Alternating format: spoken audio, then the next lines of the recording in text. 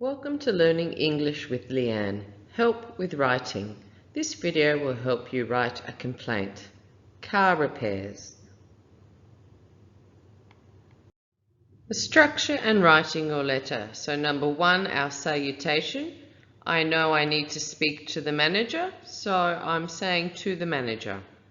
Number 2 is a reference, so some sort of summarized details. So what am I writing about? And I've also put the receipt number, the sales number for this. Then we start with our first paragraph. Why are we writing? I am writing regarding the repair bill I received. Okay, but we need a little bit more. Repair bill for what? For a car. When did I buy this car? And this car had a 3 months warranty included.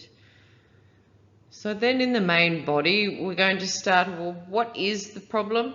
And give the details of the problem. You want to try and explain what has happened so far. So the first paragraph here is introducing the problem. So you can see it's the air conditioning problem. It's also said ongoing, meaning it's not been fixed yet, it's continuous. So then we talk about when was the first problem. Yeah, what happened? It was repaired. Then we had the problem again 4 weeks later. And what happened? Took the car back, they fixed it, and importantly, there was no cost because of the warranty. Okay, so then the next paragraph is really, here's the big problem.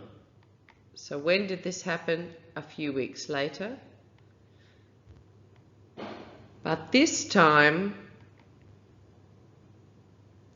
I had to pay. How much did I pay?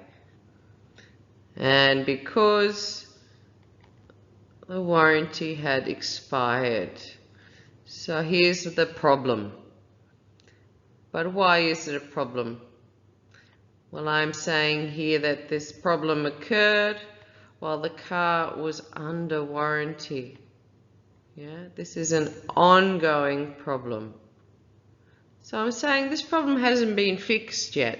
I shouldn't be paying for it. The next paragraph is, well, what do you want to happen now? You're telling them the problem, what do you want? So you can see here, asking for a full refund. And the future problems with the air will be under warranty, meaning I'm not paying for those either. The last line here is saying, you know, if I need to, I'll go and report this to somebody else so that I get my money back. Then we finish our letter with a closing and sign off. Yours sincerely, May Watson. And again, it's a formal sign off, and I'm using the full name because it's a formal letter. We need to see how to address a letter and how to address an email. So you can see with the letter, in the top left, you write your address. In the top right, you need the business name and the business address. Also, you will first have the date you are writing this. With an email, you need your email address, and in your subject line, what are you writing about? Tips to write in a formal style. So use the structure and state the problem or problems clearly with details. The details should include all of the actions or the order of events leading to this problem. Use more formal language. For example, instead of saying and, you can use discourse markers. First of all, additionally, moreover.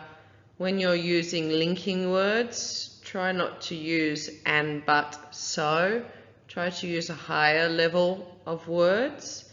Use complex nouns and verbs. So change the simple words for more detailed, higher level vocabulary. Like problem, you can say issue. About, regarding.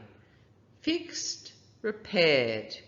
Bought something or you purchased something.